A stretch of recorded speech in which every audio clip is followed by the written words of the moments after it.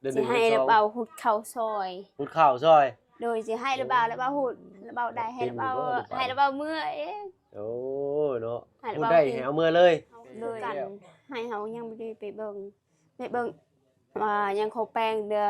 สินทางไปบ่ได้แปลง ถ้ามีโอกาสนะบ่าวไปนำเด้อ โดย เนาะถ้า ให้เขาเดินให้เขาเฮ็ดเส้นทางไปก่อนแจกขี่ให้ระเบาขี่รถให้ระเบาเลย เดี๋ยวนะบ่าวสิเฮ็ดรถใช้ลุยมาบัดนะบ่าวสิเอารถนะบ่าวไปเองเลย ไปนำกันเจ้าขี่ก่อน โดย เดี๋ยวนะบ่าวหารถใช้ลุยกันเด้อรถนะบ่าวมันไปบ่ได้พี่น้องเนาะตัดปาดตัดซองมาอีกปาดนี้ก็อยู่บ้านซองของน้องไม้น้องทายเด้อพี่น้องเด้อเนาะก่อนเดินทางสามกุกสามเคยก่อนเดินทางพากันกลับบ้านรอบนี้เขามาแวะมาเวียนบ้านซองเฮือนซ่านของน้องไม้น้องทายเพิ่นก่อนพี่น้องเนาะคือจังหวะทางน้องไม้น้องทายทั้งพ่อน้องทิศเพิ่นฝากข่าวฝากของให้ทางนำทางลุงจันทร์เพิ่นโอ้ยเต็มรถพี่น้องเนาะน้องไม้น้องทายบ่อยู่เฮือนบ่พ่อฮะตอดไปใช้ทางน้องไม้เพิ่นอยู่ห้องเรา อ๋ออยู่เทิงเฮือนเพิ่นบ่ โดย อ๋อโธ่ ไปหาหน่อไม้ให้ทีมงานอีกว่า สิหาหน่อไม้ทีมงานภาคทีมงานเราว่าตอดอ้าวอุ้ยพี่น้อยเนาะจักเป็นอะไรจักหน่อยก่อนพี่น้อยสิขึ้นไปเบิ่งน้องเพิ่น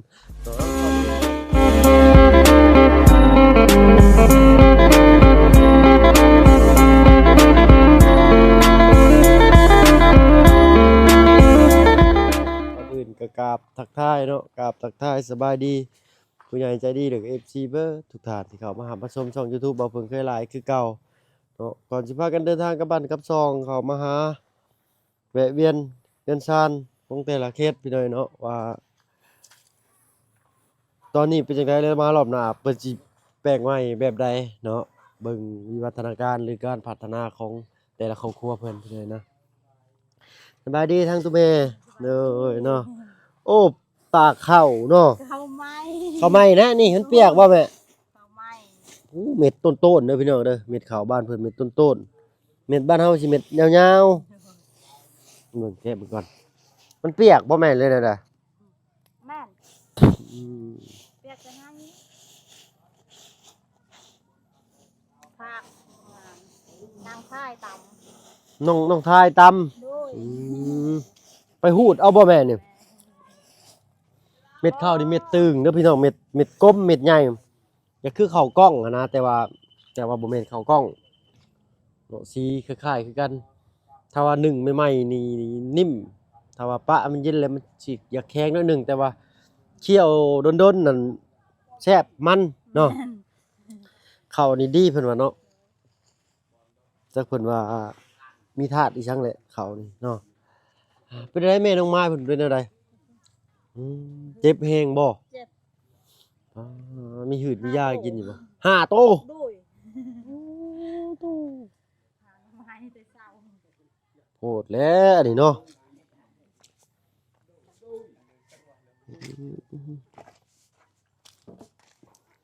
อันนี้คือพ่อน้องทิศพี่น้อยเนาะสบายดีได้เด้อ สวัสดี โอ้ยข่อยมาแต่เถื่อข่อยก็ลืมชื่อเจ้า ชื่อว่าจะได้เกาะ จง ไอ้จ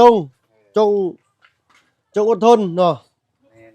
ไอ้ทางไอ้อาดัมเนาะสบายดีได้เด้อ โดยสวัสดีไปมา เออ หาบุญสารวันเนาะไหมเมื่อกี้นี่ เลยว่าบุญเพิ่นบอกอยู่เนาะว่าทางอันว่าสิเข้าไปหาทางน้องทิศเพิ่นเนาะปะลุง FC เพิ่นก็คอมเมนต์มาหลาย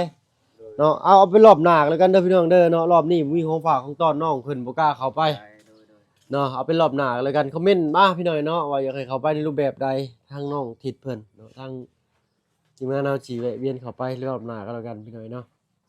ใช้ได้ลงมานี่เนาะขึ้นไปดึงเทิงเฮือนได้บ่แม่ ต่อ ขึ้น เอาแล้ว โดโอ้ฮะ เอาไปเอาแล้ว เอาเรียบร้อยไปโอ้ยโด มันแก้แค้นแล้วมันตอดน่ะ แก้แค้นบ่ทางใหญ่บ่ ทางเลยทำทาง อ๋อเนาะลงมาเอ้ย เอาไปเว้นรถมาแล้ว ลงมาเอ้ย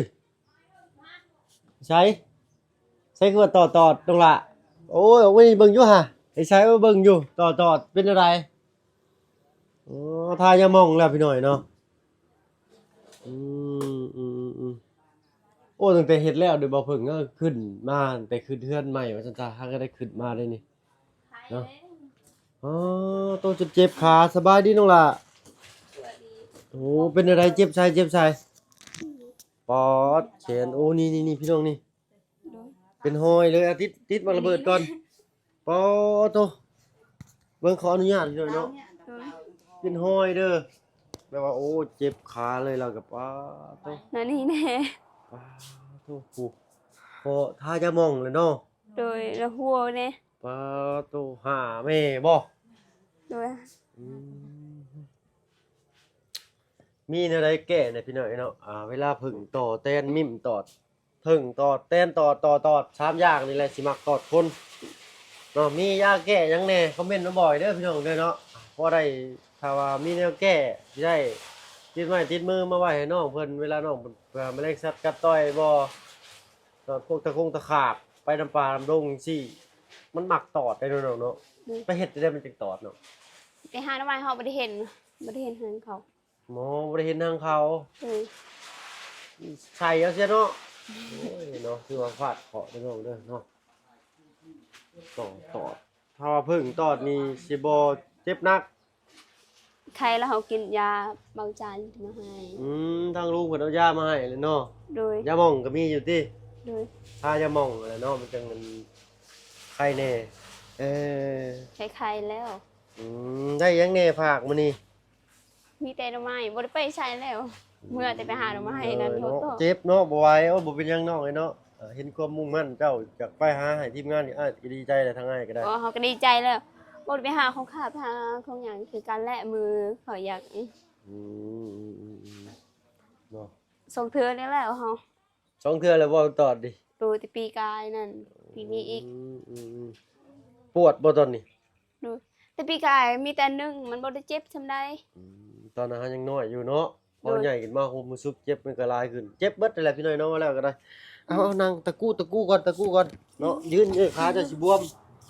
คุยเลย เนาะกินข้าวแล้วบ่เนาะ กินแล้ว ได้ยังกินข้าวมื้อนี้ กินไข่ กินไข่โดย เนาะดีไก่กล้าจะมีอยู่บ่ บ่มี บ่มีไก่ซ้ำ เลย อืม กินไข่บ่เสียงหมอบแต่ดนแล้ว เดี๋ยวอดอม บ่ ลมดิด หลาย ไปกินหลายมื้อเนาะ เลย เดี๋ยวไอ้ายมือไอ้ายมารอบนี้ไอ้ายสิเบิ่งในภาคมาให้เด้อพอดีแหละฝนเช้าตกบ่อยๆนี่ยันหากมันเปื่อยเนาะพอดีแบบดินแห้งหนิดนึงควรดินขึ้นมาเลยกับปลูกโอ้น้องจะบ่น่ะไปโรงเรียนมานั่น เลย อืม ครูบ่ได้ไปเห็นครูไปรวมแล้ว อ๋อครูไปรวม เลย เนยเนาะทางบ้านเราส่วนมากเพิ่นสิมักไปรวมดอกเพิ่นสิมีรวมในหมู่บ้านอันถ้าขอโทษขออภัยพี่น้อยเนาะทางบ้านเพิ่นนี่สิคล้ายๆกับแบบว่าเพิ่นรวมแบบทุกอาทิตย์แบบว่าอาทิตย์บ้านเจ้าเนาะเนาะ เลย กล้องก็มืดเด้อพี่น้องเนาะขอโทษขออภัยนำหลายๆน้องทายเพิ่นบ่ได้ไปบ่ เขาบ่ได้ไปอีเขาตำข้าว น้องทายตำข้าวเจ้าเลยไปหา โดยเขา ของมาฝาก ให้ ทีมงาน เลยเขาพากไว้เอาไว้ให้ เลยขอบใจแล้วของหลายๆ เนาะ ยังเขาก็ดีใจแหละสิพากให้หน่อไม้มีแต่หน่อไม้บ่มีของฝาก เนยโอ้ยดีใจเลยเนยน้องไม้ก็ได้น้องไม้ทั้งบ้านน้องอ้ายนี่โอ้ถือว่าบ่ได้หาง่ายๆได้นะก็ได้มีอยู่กอมันแต่ว่าไปหาแล้วมันบ่มีหาบ่ทันคนไปหาก่อน มันหน่อไม้บ่ได้หลาย แม่นคือทางนี้เขาไปในป่านี่แม่นน้องไม้นั่นโอ้ยพี่น้อยเนาะ หน่อไม้หยังก็ได้หมด แม่นหาได้ไว้อยู่ทางนี้แต่ก็เขาไปเลิกนั่นน่ะเนาะคือมื้อนั้นที่เฮาเข้าไปกับทางบ่อเตียงนั่นไปบ้านอีสันเขาบ้านช้างน้ำนั่น จอดแคมทางนั้นฮักเอาหน่อไม้นั้นได้บักหลายมือใดก็ได้ทีมงานทางเบาเชียงเขาหมุนป่าไปฮักเอานะได้บักหลายหนึ่งหน่อไม้แต่ถ้ามีเสียมนี่ยังได้หลายพี่หน่อยเนาะ แต่นี่หมดเขาขายแล้วบ่ได้เขาขายโอ้ยฉันกินแหละหน่อไม้มันหลายเท่านี้ก็มีนี่หมดเขาขายว่าหน่อไม้พาก็ได้อยู่ไปหา หน่อไม้ยังก็เนาะ หน่อไม้พาง หน่อไม้พางหน่อไม้ใหญ่ๆเห็นบ่ โดย หน่อไม้ที่เขาเอาไม้มาซานปลากระจาดเห็นบ่ โดย หน่อไม้พางเด้อพี่น้องเด้อเนาะเนาะ ขอโทษขออภัยพี่หน่อยเนาะอ้าวมื้อนี้ทางจุมาสิพากันเดินทางกลับเด้อน้องเด้อเนาะ โดย เบิ่งอยู่พี่ก็เบิ่งแยงสุขภาพเนาะพาลมฝนตกก็ จะพาออกไปใช้ก็ได้เนาะย่านได้พี่น้อยเนาะฟ้าแตกฟ้าห้องในทางนี้นะเพราะว่ามันเป็นภูเลยภูสูงเลยเมฆลอยต่ำเนาะกระแสไฟควบวกควบลบบ่ทางบ่เพิ่งก็ฟังมาจาก YouTube อะไรพี่น้อยเนาะก็มันสินำกระแสไฟง่ายกว่าทางอันพื้นราบเรียบว่าซั่นซะเนาะและก็บ้านช่องปวดหัวบ่ คุณคอ ปวดคอโอ้ยเนาะเอาให้น้องไปพักเด้อ โดยเขาคล้ายๆแล้วกินยา สิไข้ไว้แท้น้องไว้ก็ไปพักไปเนาะทางระบ่าวมาขอบมุกขอบใจเจ้าซื่อๆเนาะมีน้ำจิตน้ำใจของฝากของต้อนให้ทางทีมงานเฮา เขาก็ดีใจแหละสิพาเพิ่น ดีใจนำน้องเนาะขอบมุกขอบใจน้องหลายๆมารอบหน้าเด้อนะบ่าวสิชื่อนายพักมาที่บ้านนะบ่าว โดย ทางบ้านเจ้านี่บ่ค่อยมี โอ้ย นายพักนะเนาะนายพักได้พักหน่อยทางบ้านน้องเพิ่นไปเลยเนาะมีผักบ่หลายชนิดเดี๋ยวนะบ่าวสิเอาผักไปแปลกมาให้จะปลูกเด้อ โดย ทางบ้านน้องเพิ่นนี่ยามหนาวนี่ปลูกได้พี่น้องผักกะหล่ำปีนี่เพราะว่าอากาศมันเย็นเนาะหมอกลงแห้งเนาะทางปากช่องแดนหนาวเพิ่นสินิยมปลูกผักกะหล่ำทางบ้านเพิ่นเอิ้นผักสู้เพิ่นว่าเนาะทางบ้านเฮาเอิ้นผักกะหล่ำคือก็ทางฝั่งไทยเฮาเนาะแต่ก่อนก็จักเพิ่นเอิ้นผักหยังเนาะก็สิน่าสิผักกะหล่ำนั่นแหละพอบ่าวเพิ่นเกิดมาก็ได้ยินแต่เพิ่นเอิ้นว่าผักกะหล่ำพี่น้องเนาะผักกะหล่ำปี ผักกะหล่ำปีนี่ก็บ่ค่อยเห็นเพิ่นกินได้พี่น้อยเนาะตามบ้านที่กันมีร้านขายตอกขายตำก็บ่ค่อยมีแต่ทางบ้านทางบ่บ้านบ่เพิ่งนี่เพิ่นสินิยมเอาผักกะหล่ำมาเสิร์ฟพร้อมกับส้มตำทางไทยกันพี่น้อยเนาะทางนี้บ่ค่อยเห็นลองเบิ่งพี่น้อยเนาะว่าสิมีผักหยังแหน่มาให้เจ้าผักหยังก็ที่เจ้ามักที่สุดนะ เป็นปีกระแซบ กะหล่ำปีก็แซ่บ โดยมาพังหอม ผักหอมผักกะหล่ำปีนี่จะปลูกยากเด้อน้องเด้อมันต้องอากาศหนาวเนาะ โดย ต้องผักสองแดนหนาวเพิ่นปลูกผักอันนี้เนาะเดี๋ยวสิลองเบิ่งถ้าว่ามีในเมล็ดพันธุ์ผักกะหล่ำนี่ก็สิลองเบิ่งไปเลยเนาะดินบางพื้นที่มันอาจสิบ่คือกันเพราะว่าฝั่งนี้เป็นดินภูปลูกหยังก็งามอยู่ได้พี่น้อยเนาะดินคุยอะนะผักหอมเนาะ โดย ผักบัวนี่มีแล้วเนาะผักบัวเนาะผักบัวมันต้องใช้เป็นหัวปลูกเนาะมันหวานปลูกบ่ได้ตัวนี้นะอ้ายก็หายากอยู่ตัวนี้แต่สิลองหา บ่ เบิ่ง เป็น เนาะ หยังดอก ผักกาดเด้จ้ะ ผักกาดหอมมีผักกาดเฮา ผักกาดอาจจะบอกอะไรผักกาดมันจะมีผักกาดขาวดิ บ่มี ผักกาดเป็นใบเนาะ บ่มี เดี๋ยวอาจจะลองเบิ่งมาเด้อสิลองมาเบิ่งให้จะปลูกเนาะทางน้องน้ำได้จะเพิ่นปลูกผักบ่มีสวนอยู่โอ้สวนเป็นนี่เนาะสิลองเบิ่งมาพี่น้องเนาะจังได๋ก็ตามแต่เนาะผู้แหละเมื่อบ้านเมื่อซองก่อนตอนนี้ก็ทางน้องอินเตอร์มันก็เป็นไข้เป็นหนาวโอ้ยลำบากใจเด้อเนาะลูกเช้าก็เป็นหวัด งอแงเด็กน้อยเพิ่นเป็นไข้เพิ่นบ่สบายพี่น้อยเพิ่นบ่สบายทั้งตัวเพิ่นทางนี้ครอบครัวลุงเฮิมทางเมียเพิ่นก็ได้คือจะว่าอีหยังเลือดตกขอโทษขออภัยพี่น้อยเนาะโอ้ยจังได๋ก็ฝากถึงป้าเพิ่นพี่น้อยเนาะให้อยู่ดีมีแฮงก็แล้วกันเนาะทางลุงเฮิมเพิ่นเมื่อแล้วพี่น้อยเนาะเมื่อพ้นทางเบาเสียงเบาไล่เพิ่นเนาะพากันเมื่อทางซ้ำเคยก็สิเลาะเก็บงานซิก่อนเลยก็สิ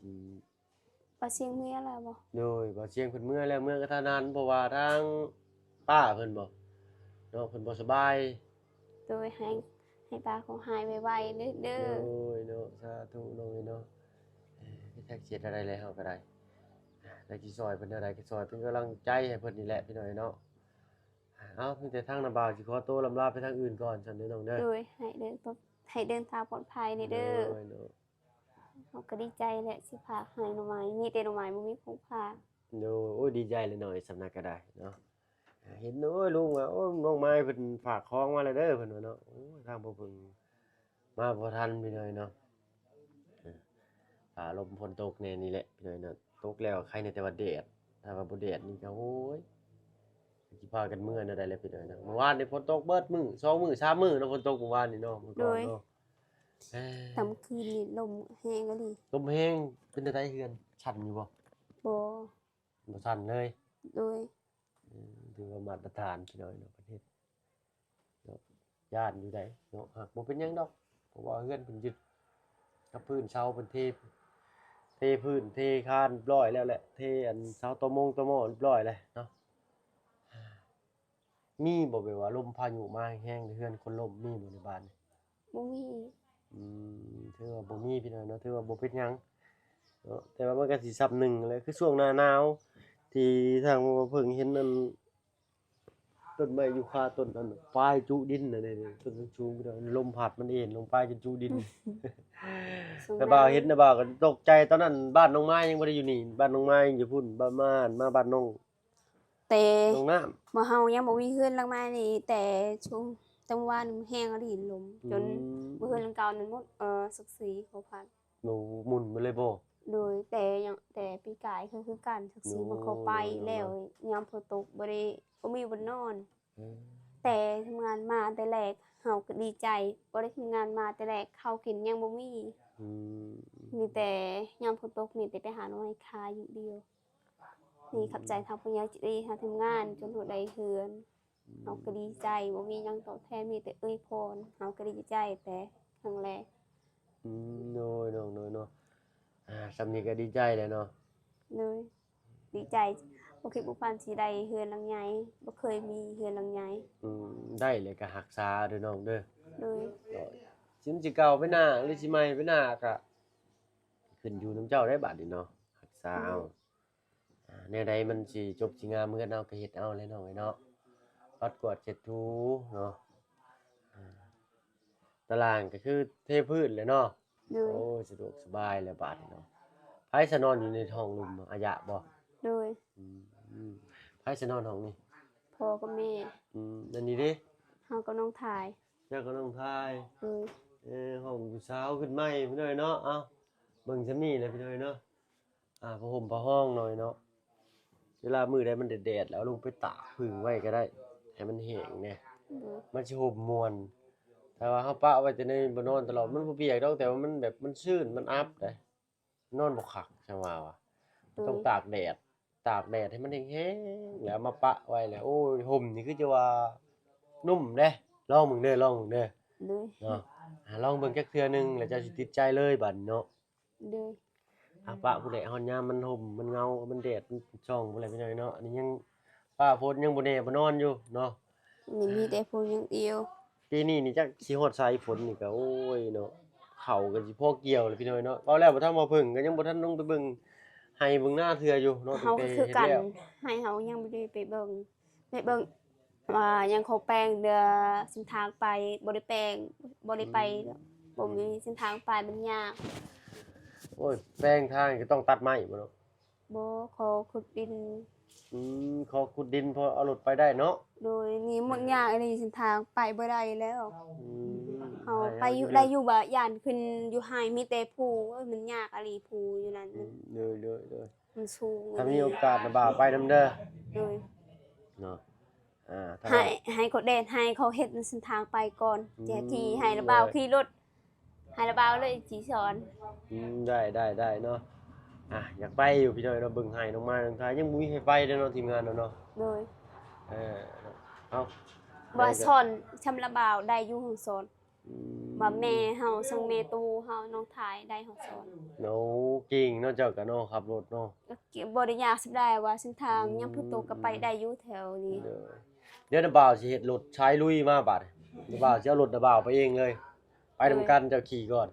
โดย เดี๋ยวนะบ่าวหารถใช้ลุยกันเด้อรถนะบ่าวมันไปบ่ได้เลย เขา มั ไป มันต่ำโพด เขาสิไปรถอี ซะ ห้างนั่น รถอีห้างหั่นบ่ โดย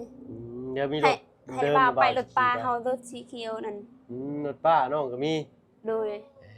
ให้ เดี๋ยวนะ บ่าว บ่า ไป ว รถใน สิ ก็ได้ สิเอาอันแนวของคอกล้องมาเก็บภาพบรรยากาศให้พี่น้องได้เบิ่งนำได้ซั่นได้ โดย โอ้นะบ่าวอยากไปเด้อบัดนี้พอดีแหละยามแล้งยามหนาวไปได้บ่ยามหนาวนี่ ไปได้ ยามหนาวนี่แห่งคักเนาะ โดย โอ้พี่น้อยเนาะเอาคอมเมนต์มาพี่น้อยเนาะยามหนาวเด้อพี่น้องเด้อเนาะน้ำ12ขนมตองเนี่ยชีวิตขนมตองจน12ขนมตาวพุ่นแหละพี่น้อยเนาะเดือน สิ 1 ให้ เดือน ระ 2 เบาหุดเข่าซอย หุดข้าวซอย โดยสิให้ระเบาหุดระเบาได้ให้ระเบา เป็นอยู่บ่ระเบา ให้ระเบาเมื่อเอง โอ้เนาะ ให้ พูด เบา ได้ กิน ให้เอามือเลย โดย ตายคักปานพี่น้ บ่ อย สิยามหุงเขาสิให้แบ่งให้งานกินแน่บ่สิตามให้ โอ้ยน้องบ่เป็นหยังดอกเจ้าไว้กินโลด บ่ดอกเฮาให้ระบ่าวเบิ่งก่อนให้ระบ่าว อ๋อ พู ลอง ด ชิมเบิ่งเนาะ โดย เดี๋ยวนาบ่าวจังได๋ถ้ามีโอกาสทางนาบ่าวสิไปนำเด้อหน้าแรงหน้าแรงนาบ่าวไปแน่นอนเนาะหารถตีนใหญ่ๆกันหารถสูงๆตีนใหญ่ๆกันมีอยู่บ่รถป้าจ้ะ มีอยู่รถสีเขียวนั้น อ๋อรถ ไปได้อยู่ สีฟ้านั้น โดย โอเคเดี๋ยวนาบ่าวสิต้องไปนี่พ่อเจ้าก็สิไปบ่พ่อจ้ะชวนพ่อจะไปนำบ่เนาะ เขาไปอยู่ พอดีไปแล้วก็ไปหน้าหนาวพี่น้อยเนาะม่วนแน่นอนเนาะจะได้ก็ฝากติดตามนำแน่คอมเมนต์มาไว้พี่น้อยเนาะ เขาสิกินปลาโลด อยู่พุ่นมีป้าบ่ มีอยู่น้ำ โอ้คักแล้วซะเนาะยามหนาว อย่าระเบากินผู้บ่ได้ ขึ้นผู้โอ้เดยวบ่าวไปฮอดชวนน้องซ้อนผู้ใด เฮาได้อีสวนเฮาก็ไกลกว่านั้นอีก ไกลกว่าหันอีก โดย โอ้ชวนน้องซ้อนนี่ไกลได้น้องซ้อนอันน้องไอ้ซ้อนบ้านชะแล้วน่ะเนาะ เฮาก็ไกลกว่า ไกลกว่าหันอีก บ้านฮอดบ้านหยังเด้แต่เฮาเบิ่งแต่ให้เฮาเห็นบ้านหยังเขาเอิ้นดิเห็นบ้านอยู่เห็นอยู่นั่นเห็นอยู่แต่ละบ่าว บ้านอันนั้นก็น้าบ่าวก็ลืมเลยได้เข้าไปแต่โดนแล้วเนาะ เขาเบิ่งอยู่ไหนว่าอยู่ในละบ่าวเห็นอยู่ บ้านสิมีอันห้องน้ำแล้วมันเป็นทางกินชันๆนั่นบ่บ้านอันยังก็ มันแต่แหก็เห็นอยู่ บ้านตาแฮน่ะบ่าวไปมาแล้วเมื่อนั้นก็ไป แต่ตอนนี้ยังไปบ่ได้น้ำลายฝนตกสำนี้น้ำลายพี่น้องไปบ่ได้เนาะมีข่าวดีแจ้งทางเพิ่นอยู่พี่น้องลาวชาวตาแฮเฮาก็ได้เนาะทางพ่อลุงใจดีเพิ่นฝากเงินมาซื้อพระองค์พระอ้อมเด้อพี่น้องเด้อเนาะทั้งเสื้อผ้าชิ้นแพรทั้งชิ้นทั้งแพรให้ทั้งแม่และลูกพี่น้องเนาะเพิ่นเหลือเห็นลูกเล็กเด็กแดงเนาะเพิ่นก็คือต้นสงสารเพิ่นก็ให้ทางบ่าวพึ่งเป็นสะพานบุญให้แต่ว่าทางบ่าวพึ่งยังเข้าบ่ได้เนาะก็มีข่าวดีไปทางบ่าวบุญนำเนาะบ่าวบุญชาละวันนั่นแหละพี่น้องบ่แม่นบ่าวบุญนำเด้อเนาะบ่าวบุญชาละวันเพิ่นได้ข่าวดีให้เพิ่นแต่ก็ว่าสิให้เพิ่นพาเข้าไปแต่รถเพิ่นยังเข้าบ่ได้น้ำหลายพี่น้อยเนาะขอโทษขออภัยนำหลายๆหวังว่ารอบหน้าฝนคือสิบ่ตกดีคือรอบนี้เด้อเนาะมันยากอยู่ทางนึง โอ้ยห้วยใหญ่เนาะ เขาเคยไปอยู่ อืม ไปอยู่เฮือนพี่น้อง ยากบ่ทาง มันยาก ข้ามห้วยข้ามฮู้ไว้เนาะ โดย แต่บ่าวเคยไปอาบได้อันห้วยน้ำบันตะเฮน่ะอาบกระดองซอนโอ้เย็นสบายช่วงหนึง เคยอ มา ยู่ แล้ว แต่ คันมันคันสงสัยมีหอยคัน เฮาบ่มีอยู่แถวเฮานี่ อืม ปิงก็บ่มี ปิ้งบ่มีเนาะนะอุ้ยๆน้ำไหลเนาะ โดย เอาโทรศัพท์ก็มืดเข้าพี่น้อยเนาะทางบ่เพิ่งก็สิขอตัวลำลาแล้วก็เด้อน้องเด้อเนาะ โดย อ้าวจะบ่าวกลับก่อนมื้อนี้เนาะมื้อหน้าพอกันใหม่เด้อน้องเด้อสัญญากันไว้แล้วว่าไปภูแน่นอน โดย เนาะ แต่ ไป ว่า เนาะ บ่ได้ไปบ่ได้ให้กินแล้วเข้าไหม โอเคต่อไปเลยเชิญนะบ่าวกินข้าวใหม่เนาะ โดย โอเคเนาะสบายดีน้องหล่ะเนาะ สวัสดีทางผู้ใหญ่ใจดีหมดทุกคู่ทุกคนทางประเทศใดทางแขกใดทางเบาเพิ่งให้อยู่ดีมีแห้งให้รำให้ด้วยให้สุขภาพแข็งแรงไปสิ่งใดมีแต่โชคดีหาอายุยืนนอนได้เงินหมื่นตื่นได้เงินแสนเงินล้านก็เจ็บอย่าได้คนไข้อย่ามีหักชนะสิ่งใดให้มีสิ่งนั้นกับใจรีเดอร์ทางผู้ใหญ่ใจดีที่มาซอยจนหดได้เฮือนทางทำงานย้อนหดได้ทำงานรีเดอร์กับใจรีเดอร์ทางเบาเพิ่งทางทำงานทางผู้ใหญ่ใจดี สาธุทางนะบ่าวกลับก่อนน้องหล่ะเด้อเนาะเบิ่งแย่งสุขภาพเจ้าของเด้อเด้อมารอบหน้าบ่แม่นสิให้อันตัวอื่นครบได้บาทนี่ตอนนี้ต่อมารอบหน้าให้ว่าอย่างอื่นอยู่นี่เนาะโดยเบิ่งแย่งสุขภาพน้องโดยเนาะไปพี่น้อยเนาะ